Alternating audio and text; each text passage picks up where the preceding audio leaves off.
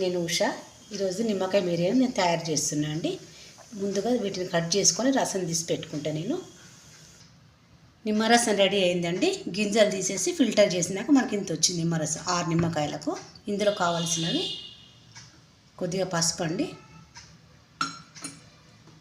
కొద్దిగా మెంతిపిండి, తగినంత సాల్ట్,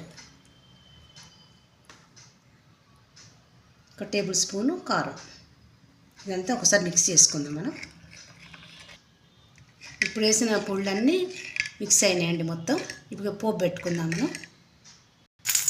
పోపు రెడీ అయిందండి. కొద్దిగా ఇంగువ చల్లుకుందాం, అందులో వేసేసుకుందాం. పోపు రెడీ అయిందండి, ఇందులో మిక్స్ చేసుకుందాం. నిమ్మకాయ బిర్యానీ రెడీ అయిందండి. ఇట్లా ఉండాలి మనకు. ఇది ఉప్మాలో అయినా బాగుంటుంది, రైస్లో కూడా చాలా బాగుంటుందండి. నెయ్యి వేసుకొని తింటే చాలా టేస్టీగా ఉంటుంది. మీరు కూడా ట్రై చేయండి. మీకు నచ్చినట్టయితే లైక్ చేయండి, షేర్ చేయండి, సబ్స్క్రైబ్ చేయండి. థ్యాంక్ యూ అండి.